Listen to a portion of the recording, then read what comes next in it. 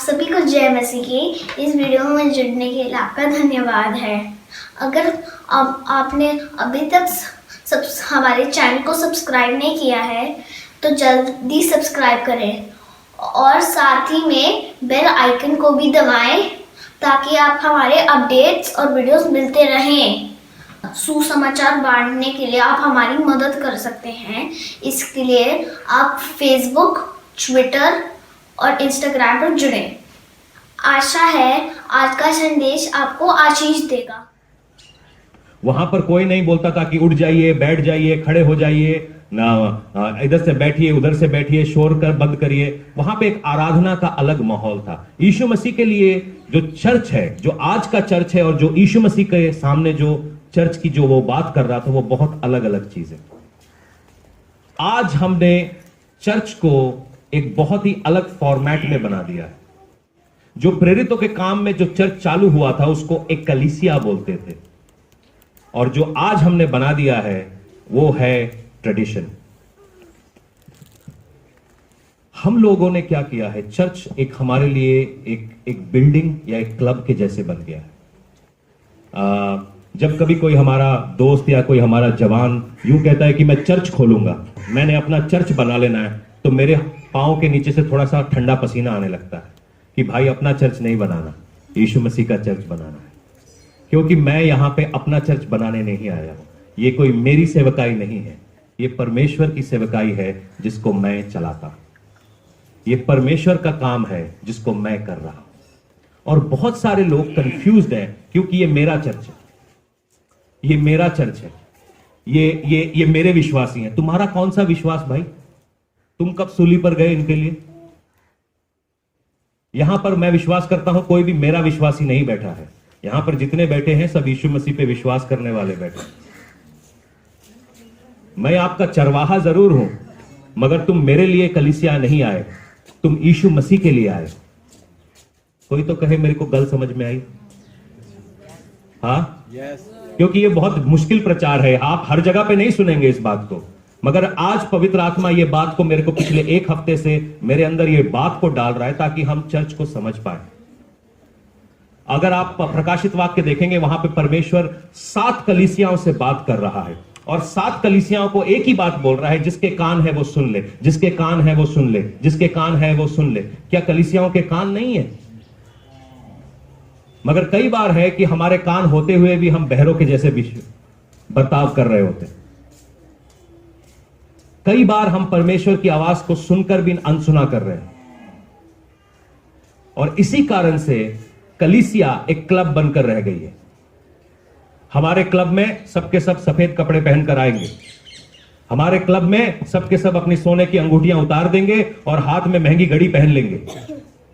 हमारे क्लब में ऐसा होगा क्योंकि तुम अपना क्लब चला रहे हो, इसीलिए वो क्लब जीवन की पुस्तक में लिखा नहीं हुआ है। सब लोग इकट्ठे हो गए और जैसे ही पास्टर जोर जोर से चीखने लगा, सब ताली बजाने लगे। क्या आत्मिक आदमी है! हम चर्च नहीं चला रहे, हम एक क्लब चला रहे हैं और उस क्लब के अंदर ट्रेडिशन हो गया है। आप कई बार कई होटल्स में जाते हैं तो उन होटल में बोला जाता है कि आप डिनर जैकेट जब तक पहन के नहीं आएंगे तब तक आपको खाना नहीं दिया जाएगा। कई क्लब्स के अंदर ऐसा होता है कि जब तक आप फॉर्मल शूज पहन के अंदर नहीं घुसेंगे आपको अंदर आने नहीं दिया जाएगा। भारतवर्ष में अभी भी ऐसा हो रहा है। कई सारी जगहों के ऊपर ये रूल्स है कि आपको ऐसे कपड़े पहन के ही इस होटल के अंदर आ सकते हैं। और चर्चिस के अंदर भी शायद ऐसा ही चालू हो गया। जो कलीसिया का मेन बनाया जाना था, वो कलीसिया को परमेश्वर की देह या परमेश्वर की दुल्हन बोला जाता है। और एक दुल्हन का कैसा होना चाहिए? दुल्हन को किसकी ओर देखना चाहिए? हाँ, अपने पति की ओर। अगर दुल्हन अपने बॉयफ्रेंड गर्लफ्रेंड की ओर देखने लग जाए तो उसको क्या बोलेंगे आप? क्या? व्यभिचारण। Very nice. अगर दुल्हन का मन अपने पति की ओर ना हो और उसके बटुए की ओर हो तो उसको क्या बोलेंगे? लालची। लालची। Very nice. आप लोग इतने इंटेलिजेंट है ना, मैं क्या बोलूं। दुल्हन का मन उसके पति की जायदाद की ओर लगा हो, मैं इससे शादी करूंगी ताकि इसकी जायदाद में से मुझे हिस्सा मिलना चाहिए, तो उस औरत को क्या बोलेंगे? हमने चर्चेस भी ऐसे ज्वाइन किए हैं। दुख की बात है, हमने कलीसिया को भी ऐसे ज्वाइन किया है कि मेरे को परमेश्वर से ये चाहिए, और इसी कारण से हम में से बहुत सारे आशीषों से महरूम रह गए हैं, क्योंकि आप परमेश्वर के पटुए की ओर देख रहे हो, जबकि आपको परमेश्वर के दिल की ओर देखना चाहिए। इसीलिए कलीसिया कमजोर पड़ गई है। कलीसिया को समझ में आ गया है कि हाथ कैसे खड़ा करना है, ताली कब बजाना है, गीत कब गाना है। कलीसिया को यह सब बातें मालूम है, मगर कलीसिया को यह नहीं मालूम कि अपना दिल परमेश्वर को कैसे देना है। कलीसिया एक ट्रेडिशन की जगह बन गई है, जहां पर हम देखते हैं कि हमारे आजकल हम उपवास के सीजन में पहुंच गए। उपवास को पंजाब में क्या बोलते हैं? लेंट सीजन को पंजाब में क्या बोलते हैं? रोजे। 40 दिन के रोजे रख रहे हैं। हाँ जी, कोई बता सकता है हम 40 दिन के रोजे क्यों रख रहे हैं? अभी क्या कारण है? यीशु मसीह ने 40 रोजे रखे। यीशु मसीह ने 40 रोजे रखे थे। Very good. उसके बाद क्या हुआ था? हाँ, नहीं, यीशु मसीह ने जब रोजे रखे थे और जब वो सलीब पर गए थे, उसके बीच में 3.5 साल का फर्क था। उसके बाद उन्होंने सेवकाई की। ठीक है, तो आप रोजे रखिए, सेवकाई कीजिए, फिर सलीब पर जाइए। अगर हम वो फॉलो कर रहे हैं तो ये भी फॉलो करिए ना। मैं रोजे रखने के खिलाफ नहीं हूं, आपको पता है हम कितने रोजे रखते हैं। मैं इस चीज के खिलाफ हूं कि हम रोजों को एक ट्रेडिशन की तरीके से रखें कि ये ट्रेडिशन है, क्योंकि ये मेरा दादा करता आया इसलिए मेरा पिताजी भी करता है, अब मैं भी करूंगा। ये सही बात नहीं है। परमेश्वर का वचन ट्रेडिशन के खिलाफ है। हम देखेंगे मरकुस रचित सुसमाचार उसका 7 से लेकर 13 तक, क्योंकि जो मैं कह रहा हूं मैं वचन से कह रहा हूं, और हम इस बात को थोड़ा सा देखेंगे ध्यान से। मरकुस रचित सुसमाचार उसका 7 से 13 तक। ये व्यर्थ मेरी उपासना करते हैं, क्योंकि मनुष्यों की आज्ञाओं को धर्मोपदेश करके सिखाते हैं। इसको थोड़ा आप अंडरलाइन कर लीजिएगा। यहां पर कहते हैं कि तुम आदमियों की बातें ज्यादा मान रहे हो मेरी बातों की जगह पर। ठीक है, क्योंकि तुमने परमेश्वर की आज्ञा को टालकर मनुष्य की रीतियों को मानते हो। उसने उनसे कहा कि तुम अपनी परंपराओं को मानने के लिए परमेश्वर की आज्ञाओं को कैसे अच्छी तरीके से टाल देते हो, क्योंकि मूसा ने कहा था जो अपने पिता और अपनी माता का आदर करे, और जो कोई पिता व माता का बुरा करे वह अवश्य मार डाला जाए। परंतु तुम कहते हो कि यदि कोई अपने पिता व माता से कहे जो कुछ तुझे मुझसे लाभ पहुंच सकता है था वह कुर्बान अर्थात संकल्प हो चुका है, तो तुम उसको उसके पिता व उसकी माता को कुछ सेवा करने नहीं देते। इसी कारण से तुम अपनी परंपराओं से जिन्हें तुमने ठहराया है परमेश्वर का वचन टाल देते हो और ऐसे बहुत से काम करते हो। ये उस समय की बात है कि जब कोई यूं कह देता मुझे तुम्हारे से कुछ लेना देना नहीं है, चलो इसको घर से बाहर निकाल दो। हमने इसको घर से बाहर निकाल दिया। हमने अपने हाथ में बाइबल तो पकड़ा हुआ है, इतनी मोटी बाइबल है कि हम किसी के सर पे मार दे तो उसको ब्रेन हैमरेज हो जाए। मगर जब हम शादी करने जाते हैं, हाथ में बाइबल, बगल में तलवार, सर में पगड़ी। अच्छी बात है, मेरे को अच्छी लगती है पगड़ी, मेरे को बहुत पसंद है। कभी बस चला तो मैं भी पहन लूंगा, मगर उसमें इसका क्या मतलब है? बाइबल में कहां लिखा है आप तलवार लेके आ जाइए? क्या किसका गला काटना है भाई? या कोई वहां पे तुम्हारी लड़की बोटी लेके भाग जाएगा इसलिए तलवार लेके खड़ा है, कौन आएगा? ऐसा तो नहीं है। हम परंपराओं को पालने के चक्कर में परमेश्वर के वचन के खिलाफ में जाते हैं। बाइबल बताता है जो तलवारों से जिए हैं वो किससे मरेंगे? तलवारों से। और आप अपने ब्याह में तलवार लेकर क्या कर रहे हो?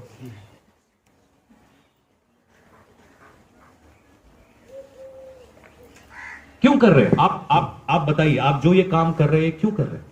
आप बोलेंगे पास्टर जी सिखा रहे हैं हमको, हमारे वो ढोल और मेरे को ढोल बहुत पसंद है सही में। यीशु मसीह के नाम का ढोल बजाओ, मैं ऐसा नाचूंगा आप देखते रह जाएंगे। मगर जो हम कर रहे हैं वो क्यों कर रहे हैं? झाड़ू को सीधा मत रखो, लिटा के रखो। क्यों भाई? चप्पल एक सीधी एक उल्टी नहीं रहनी चाहिए। क्यों भाई? बिल्ली रास्ता काट गई, हम चलेंगे। अबे तुम बिल्ली को काट जाओ। हम बोलते हम विश्वासी हैं, मगर हम अंधविश्वासियों की तरह काम कर रहे हैं। हमारा विश्वास काम क्यों नहीं आ रहा? क्योंकि हम पुट्ठे बातों पे विश्वास रखे हैं। जो बाहर वाले लोग हैं वो नगीनों के ऊपर विश्वास रखे हैं, वो वाला फल लगाएंगे अपने हाथ में। कौन सा? आज में एक टीवी पे ऐड आता है, नहीं, एक आता है, व्हाट इज दैट एड असला? दैट स्टोन, पुखराज। हाँ, कुछ पुखराज लगाएंगे हम अपने हाथों में, पुखराज से सब ठीक हो जाएगा। मैं क्या कमाल है यार, मेरे मतलब मैं सारा मसला ही सॉल्व हो जाएगा अगर हमने ये पत्थरों से चीजें सही हो रही होती है तो। हाँ, उसके अंदर 9 पत्थर है, 9 पत्थर से 9 ग्रह शांत हो जाएंगे आपके। हम ये क्या कर रहे हैं? और मसीह लोग ऐसा काम कर रहे हैं। मसीह लोग अपने घरों में वो रख के बैठे हैं, क्या बोलते हैं, जन्म कुंडलियां।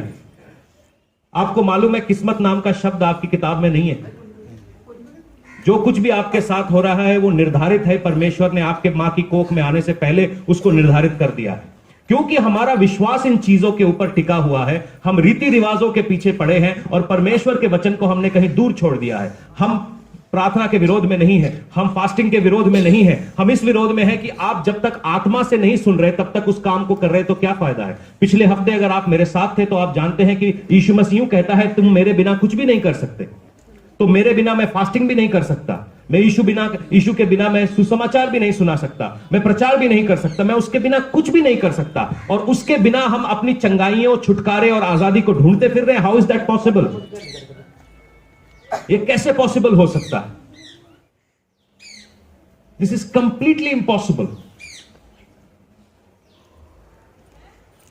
हम यीशु मसीह को अपनी जिंदगी में रखने को छोड़कर हम दूसरी चीजों को अपनी जिंदगी में बहुत ज्यादा वैल्यूएबल रख के छोड़ दिया है।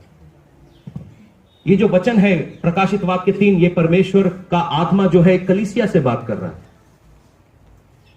एक कलीसिया से बात कर रहा है। और परमेश्वर कहता है तुम में जान थी मगर तुम आज मर गए हो। तुम कभी जिंदा थे मगर आज तुम मर गए हो।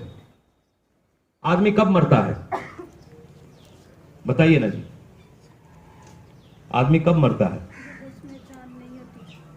जब उसके अंदर जान नहीं होती, या जब उसकी आत्मा, जब हार जाता है, जब उसकी आत्मा उसके अंदर से निकल जाती है। प्राण और आत्मा दो अलग अलग चीजें हैं, मगर जब उसकी रूह उसके शरीर को छोड़ देती है तब वो मर जाता है। ठीक है? आपने कभी मरा हुआ बंदा उठाया? ठीक है, अगर जिन्होंने उठाया उनको मालूम होगा कि मरा हुआ बंदा बहुत हैवी होता है, भारी हो जाता है। पहले तू 80 किलो का था, तू मेरे कंधे पे उठा के मैं तुझे कहीं भी ले जाता था जब तक तू जिंदा था। 60 किलो हो जाता है। अचानक से तू 160 किलो का कैसे हो गया?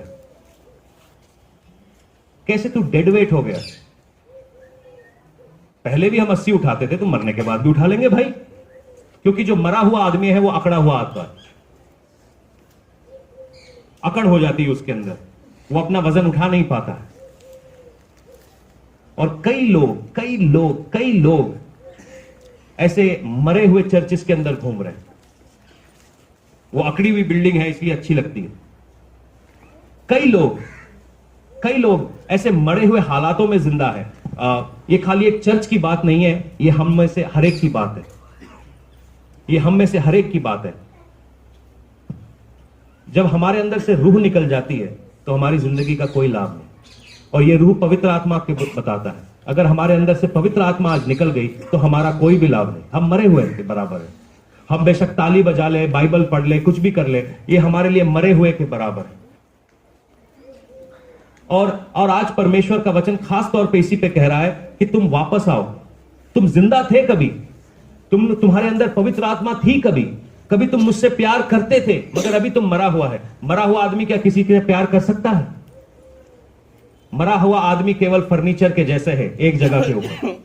उसको हिलाना मुश्किल है, उसको चलाना मुश्किल है, उसके अंदर से कुछ नहीं निकलता, केवल बदबू निकलती है। और ये केवल चर्च की बात नहीं है, ये इंडिविजुअल लोगों की बात है।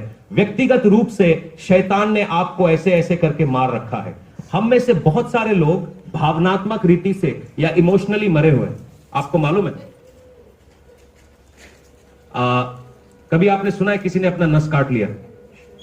सुना ही होगा कि नस काट लिया, और वो नस काटने से क्या होता है, उसका कतरा कतरा खून बह जाता है और उसका दिल चलना बंद हो जाता है, वो मर जाता है। उसी प्रकार से हम में से कई सारे लोगों ने अपने रिश्तों में से भावनाओं को, इमोशंस को काट के रख दिया है। बाप बेटे हैं, बात नहीं करते, पति पत्नी है, बात नहीं करते, वो एक दूसरे के लिए मरे हुए, जिंदा तो है मगर मरे हुए, साथ में रहते तो जरूर हैं मगर मरे हुए। आपको मालूम है मुर्दों के साथ आप डिनर पे नहीं जा सकते, मुर्दों को आप बाइक पे बिठा के घुमा नहीं सकते, और कई सारे लोग यही काम को कर रहे हैं।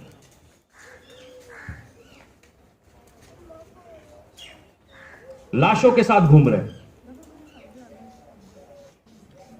बहुत सारे लोग यहां पर जो बैठे हैं, मैं जानता हूं आप इमोशनली ड्रेन्ड आउट है ना। शैतान, कितने लोगों की भावनाएं मरी हुई। भावनाएं मरी होने का मतलब है कि आपको ना तो प्यार आता है, ना आपको गुस्सा आता है, आपको कोई फर्क ही नहीं पड़ता। शैतान ने धीरे धीरे करके ना आपकी भावनाओं को मार दिया, क्योंकि जब आदमी मर जाता है उसके अंदर भावनाएं नहीं होती। कभी मुर्दे आदमी को हंसते हुए देखा है? कभी मुर्दे को रोते हुए देखा है? मुर्दा मुर्दा है। चर्चिस के अंदर लोग ऐसे बैठे हुए हैं क्योंकि कभी हमने फिक्र ही नहीं की, कभी हमने प्रार्थनाएं नहीं करी कि परमेश्वर आज वो भावना मेरे अंदर दे कि मैं तेरे साथ जुड़ सकूं, मैं तेरे साथ प्यार कर सकूं, तेरे बंदों के साथ। आप अपने परिवार से प्यार नहीं कर सकते, आप कलीसिया से कैसे प्यार करेंगे? आप परमेश्वर से कैसे प्यार करेंगे जो दिखता नहीं? हमने अपने आप को मारना सीख लिया है। हर रोज अपना गला घोट रहे हैं। ठीक है, अगर आपके मन में ये विचार आ रहा है मैं जाके किसी का सर फोड़ दूं, तो आप अपना गला, इस भावना का गला घोट दीजिए, क्योंकि ये सही भावना नहीं है। मगर आपके मन में ये आ रहा है कि मैं अपने परिवार में, यार मेरी कोई सुनता ही नहीं,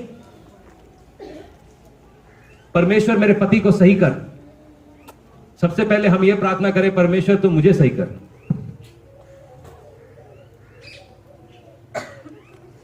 और जब हम इस तरीके से होकर जा रहे होते हैं ना, ये भावनाएं, मैं आपको उसको कुछ बातें बताता हूं कि ये क्या होती हैं। जब आदमियों की भावनाएं निकल रही होती है, वो कड़वे हो जाते हैं, कड़वाहट से भरे। कुछ आदमी देखे आप सवेरे से ही कड़वे मुंह बना के बैठे होते हैं। अंकल क्या हाल है? की हाल होना है?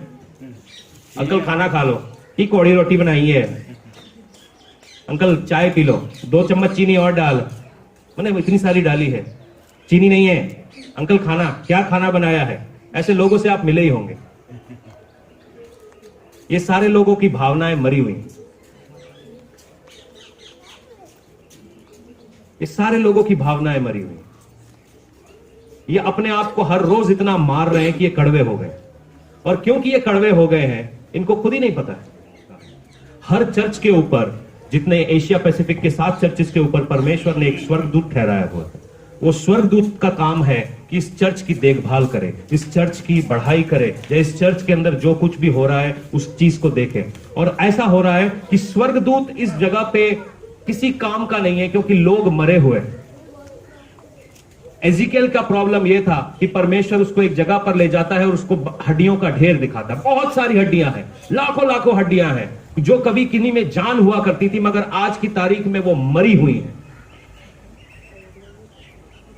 हमारे परिवारों के अंदर, हमारे चर्चिस के अंदर मरी हुई है। आज हमारे चर्चिस के अंदर प्रचार है, आइए हमें चंगाई मिलेगी, आइए हमें वीजा मिलेगा, आइए हमें पैसा मिलेगा। ये सब अच्छी बातें, हमें जरूरत है इन सब बातों की। मगर सबसे पहली बात है, यीशु मसीह इसलिए नहीं मरा कि आप संडे को चर्च आकर ताली बजाकर घर चले जाएं। यीशु मसीह इसलिए मरा कि आप बहुतायत का जीवन पाए।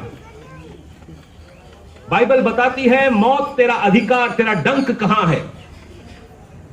अगर आपकी जिंदगी का कोई भी हिस्सा मरा हुआ है, शायद वो आपके पति पत्नी का रिश्ता है, मां बेटे का रिश्ता है, बाप बेटी का रिश्ता है, सास ससुर का रिश्ता है, कोई भी रिश्ता अगर मरा हुआ है, ये परमेश्वर की टेरिटरी में नहीं है।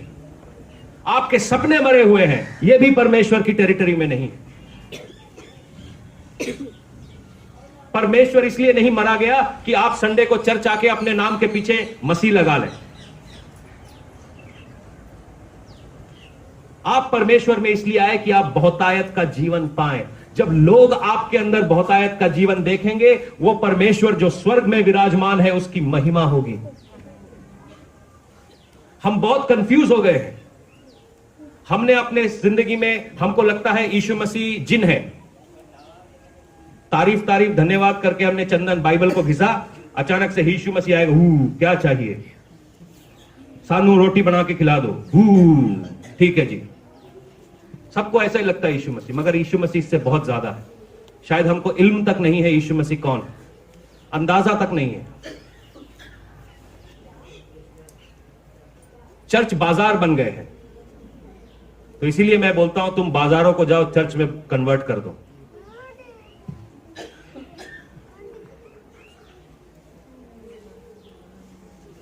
एक मरी हुई कलीसिया जो केवल अपने परंपराओं के पीछे चलती है। आज हमने सर पे काला टीका लगा लिया, गले में क्रॉस बना लिया, नाम के पीछे मसीह लिख लिया, बस हैप्पी, खुश। परमेश्वर ने इसलिए आपके लिए जान नहीं दी, वो आया ताकि आप उसके साथ जा सकें। वो आया ताकि आप उसके साथ जा सकें। बाइबल बताती है कि जब हम प्रकाशित वाक्य 3 को पढ़ते हैं तो परमेश्वर कहता है कि कुछ लोग तुम्हारे बीच में ऐसे हैं जिन्होंने अभी अपने दामन में दाग लगने नहीं दिया। आप एक बात सच बताइए कि हम पाप कैसे करते हैं? बहुत सारे चर्चेस में ऐसा है क्योंकि हमारे जो अगुवे हैं, जो हमारे लीडर्स हैं, वो गलतियों में पड़े हुए हैं। हम देखते हैं कि वो गलतियां करके भी सेवकाई कर रहे हैं, मैं तो इससे कितना अच्छा हूं। हमें अगर ये गलतियां करके हर संडे के दिन आके प्रचार कर सकता है तो मैं तो इससे कितना अच्छा हूं। तो मैं तो सिर्फ 2 गालियां देता हूं। ये कितना व्यभिचारी है, उसने 2-2 बीवी रखी है फिर भी पास्टर बना हुआ है। मेरी तो सिंगल बीवी है तो मैं एक बाटली नहीं पी सकता। ये चर्चेस के हालात है आपके पंजाब के अंदर ही, क्योंकि वो मरे हुए हैं। बाइबल बताती है पाप की मजदूरी क्या है? मौत। मौत। हमने इजूल फिजूल की बातों को अपने आजू बाजू घेर के रखा है। परमेश्वर के आने का समय कभी भी हो सकता है। क्या आप उसके लिए तैयार हैं? ये सवाल मैं हर रोज हर सवेरे उठ के अपने आप से पूछता हूं कि अगर अगले क्षण प्रभु यीशु आ गया, क्या मैं उसके लिए तैयार हूं?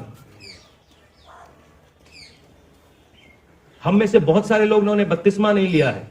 वैसे बपतिस्मा का सीजन आ रहा है, ले लीजिए। हम 12 तारीख की सवेरे 12 अप्रैल को बपतिस्मा करेंगे। अगर आप लेने में इच्छुक हैं तो आप मुझे बताइए, आपको मैं बपतिस्मा के बारे में बताऊंगा। हम में से बहुत सारों ने बपतिस्मा क्यों नहीं लिया? क्योंकि कहीं हमसे गलती ना हो जाए। हमने बपतिस्मा क्यों नहीं लिया? क्योंकि अभी हम बहुत जवान हैं।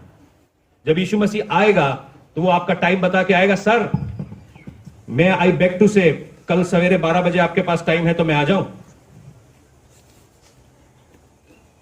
तो बोलता है अगर तू पाप में गिरा हुआ है, चोर की तरह मैं तेरे ऊपर आ जाऊं अचानक से। क्योंकि पाप वाला आदमी मरा हुआ आदमी होता है, उसको कोई होश नहीं होता। मरे हुए आदमी के कान के पीछे अलार्म बजाते रहो, वो जागेगा नहीं। किस बात का इंतजार कर रहे हैं आप लोग? जो करना है वो आज करना है, राइट नाउ, अभी का समय है। यीशु मसीह के लिए जीना है, आज जीना है। यीशु मसीह को जिंदगी में बुलाना है, आज बुलाना है। वो क्या कहानी है, कल करे सो आज कर, आज करे सो अभी। उसके बाद उसका उल्टा भी है, मतलब कभी मत करो। मतलब इतनी जल्दी क्या है जब बरसों जीना है। मेरा दादा बोल रहा था यीशु मसीह आएगा, आया नहीं। मेरा बाप बोल रहा था यीशु मसीह आएगा, आएगा नहीं। तू भी बोल रहा है यीशु मसीह आएगा नहीं। आराम से करूंगा, मगर क्या पता वो अगले क्षण आ गया तो। क्योंकि अगर आपके हाथ से गलती हो रही है, आप झूठ बोल रहे हैं और आप पवित्र आत्मा के अंदर हैं, तो पवित्र आत्मा सबसे पहले चीज बोलेगी माफी मांग ले।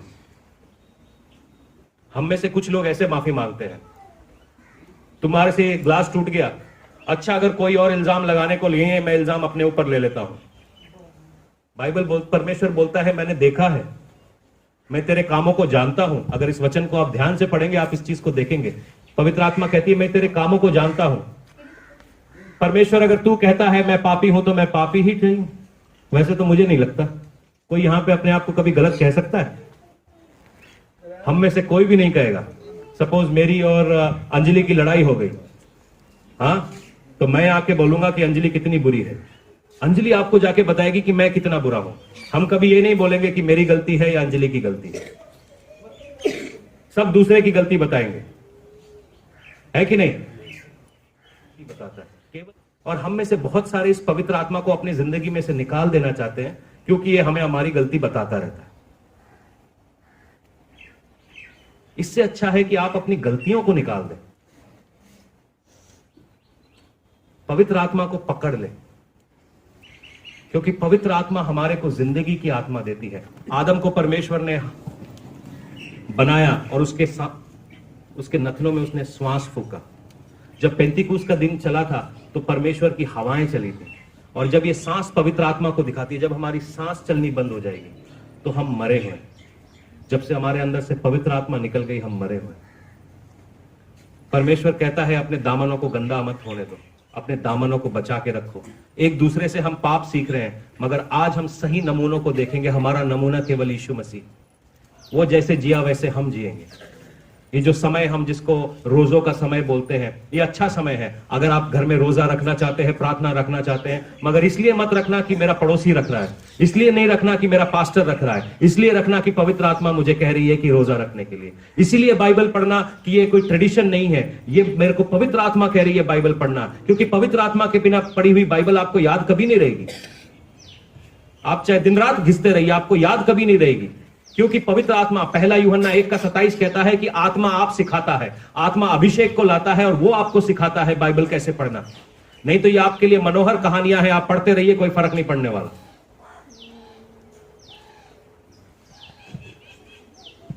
परमेश्वर का कलाम यूं कहता है कि जिन लोगों ने अपने दामन को गंदा होने नहीं दिया, उनको मैं श्वेत वस्त्र दूंगा। मत्ती 22 में एक कहानी है जहां पर एक राजा है और वो अपने बेटे का लगन करा रहा है, और वो राजा कहता है जाओ सबको बुला के लेकर आओ। वो दूतों को भेजता है, वो अपने पासवानों को भेजता है, जाओ सबको चर्च में लेकर आओ। जब दूत मार्केट में जाते हैं तो बोलता है मैंने 2 जोड़ी बैल लिए हैं, मैंने मोल लिया है जमीन, मैंने अभी अभी शादी करी है, इसीलिए मैं इसका हिस्सा नहीं बन सकता। मैंने अभी 2-4 चिट्टा और मारना है, मैंने 2-4 जगह पे चोरी और करनी है, इसलिए मैं बपतिस्मा नहीं ले सकता। मैंने 2-4 का मर्डर और करना है, इसलिए मैं बपतिस्मा नहीं ले सकता। फिर पवित्र वो राजा यूं कहता है कि जाके हर एक ऐसे आदमी को लेके आओ जो भीख मांग रहे हैं, लंगड़े हैं, लूले हैं, जो इस लायक नहीं है। और वहां पर वो पूरी जगह ऐसे लोगों से भर जाती जो परमेश्वर को जो जानते नहीं थे। और बाइबल बताती है परमेश्वर ने उनको नए कपड़े दिए, उनको नए कपड़े दिए। हमारे कपड़े जो हम अपने हिसाब से समझते हैं ना कि हमने धर्म के काम करके हम सेट हो गए, नहीं है, वो बेकार की बातें हैं। सच बोल रहा हूं मैं, इसलिए घंटी बज रही है। अगर घंटी बजी तो बोलना सच बोल रहा है पास्टर जी, क्योंकि हमारे कपड़े परमेश्वर के सामने फटे हुए चिथड़े हैं। चाहे कितना बड़ा काम कर लूं, मैं उसके लायक नहीं बन सकता। अगर अपने दामन को हम बचा के रखें तो परमेश्वर हमारे जिंदगी में श्वेत वस्त्र देता है, साफ कपड़े देता है, और हमको अपने साथ ले जाता है। नहीं तो कहता है मैं तेरा नाम जिंदगी की पुस्तक में से काट दूंगा। डर के साथ, डर के साथ, डर के साथ कलीसिया में बैठिए, डर के साथ परमेश्वर के नाम को लीजिए। हम में से सारे, बहुत सारे लोग ये डर से दूर हैं, क्योंकि हम जानते नहीं कि ये डर का वैल्यू क्या है। बाइबल बताती है परमेश्वर का भय बुद्धि की शुरुआत है। अगर आप बुद्धिमान होना चाहते हैं, परमेश्वर से डरना सीखिए। डरते तो आप सांप से भी हैं, और डरते अपने बाप से भी हैं। सांप का डर और बाप का डर 2 अलग अलग चीज होती है। सांप को से डरेगा तो लकड़ी लेने भागेगा या ऊपर खड़ा हो जाएगा कहीं पे, मगर बाप से डरेगा तो बाप के गले लग जाएगा, डैडी सॉरी। कभी कोई चीज तोड़ा है और तोड़ते ही तुम्हारा बाप पीछे खड़ा हुआ। सबसे फेवरेट चीज हमारे बाप की हमने तोड़ दी, और अचानक से घूम के देखा बाप पीछे ही खड़ा हुआ था। फिर बेटा क्या करता है, बाप के गले लग जाता है। वो भागता नहीं है बाप से, क्योंकि वो अपने बाप को जानता है। अपने बाप को आज जानने का दिन है। आज हम परमेश्वर के पास वापस आएंगे और कहेंगे पिता मैं तुझे मुझे एक और मौका दे प्लीज, मैं तुझे जानना चाहता हूं। मैं मरा हुआ रहना नहीं चाहता, मैं ये परंपराओं के बीच में फंसा नहीं रहता। चर्च मेरे लिए परंपरा नहीं है, चर्च मेरे लिए जीवन है। चर्च मेरे लिए जीवन है, मैं इस जीवन को देखना चाहता हूं। यीशु मसीह का नाम अपने नाम के पीछे लगाकर मैं खुश नहीं हो सकता, मगर मुझे और भी कुछ चाहिए। मुझे पावर चाहिए परमेश्वर, क्योंकि जिंदा आदमी के अंदर ताकत होती है। पता है आपको, मुर्दे को चला नहीं सकते, है ना, मगर जो आत्मा के चलाए चलते हैं वही परमेश्वर की संतान कहलाते हैं। आमीन। अगर आप परमेश्वर की संतान हैं तो आज वेदी आपके लिए खुली है। अपने अपने स्थानों पर आइए और कहिए कि पिता मैं तेरी ओर मुड़ना चाहता हूं। मेरे को ये नाम का धर्म नहीं चाहिए, मुझे नाम का धर्म नहीं चाहिए, मुझे नाम का धर्म नहीं चाहिए। आज अपनी सोचों को बदलिए। शैतान आपके दिमागों में गलत सोचों को ला रहा है, आपके अंदर एक कड़वाहट को ला रहा है, एक गलत सोच को पैदा कर रहा है आपके अंदर। आज उस सोच को बदलने का समय है। आज अपनी कड़वाहटों को माफ करने का समय। अगर आप उस पिता को जानते हैं तो आप जानते हैं कि हर एक बात आपके लिए भलाई उत्पन्न करती है, क्योंकि आप परमेश्वर से प्रेम करते हैं। हो सकता है आप बीमार हैं, गरीब हैं, आपके ऊपर जादू टोना चल रहा है, हर एक बात भलाई को उत्पन्न करती है। हर एक बात भलाई को उत्पन्न करती है, क्योंकि आप अपने बाप से प्यार करते हैं। कि पिता आज मैं तेरी ओर आना चाहता हूं, प्रभु आज मुझे वो पवित्र आत्मा दोबारा दे। मैं तुझसे दूर हट गया था, मैंने गलत कामों में चला गया था, लोगों से झूठ बोलने लगा था, लोगों क्योंकि मुझे पैसा चाहिए था, शायद मुझे फेम चाहिए, मुझे अपनी इज्जत चाहिए थी, मगर आज मैं सच्चा होना चाहता हूं तेरे साथ। आज मैं सच्चा होना चाहता हूं। पाप कितना बड़ा है, क्या है। परमेश्वर चाहे आपके बच्चे ने गंदे गटर में गिर गया, क्या आप अपने बच्चे को उठाएंगे? नहीं। अगर हम अपने बच्चों को उठा सकते हैं तो परमेश्वर हमको किस गंदगी से निकालने को तैयार है। ये शैतान ने तुम्हारे दिमाग में एक फितूर भर दिया है कि वो तुमसे नफरत करता है। वो तुमसे नफरत नहीं करता, वो तुमसे प्यार करता है, वो तुमको बचाना चाहता है, वो बरकतें देना चाहता है। आज इस शैतान के झूठ को गुड बाय बोल दो और कहो पिता मैं तुझ में और एक बार जुड़ना चाहता हूं, मैं तुझ में और एक बार जुड़ना चाहता हूं, मुझे एक मौका दे। Holy Spirit, I pray for your love to fall upon this place. पवित्र आत्मा आपका प्रेम इस जगह पर आए।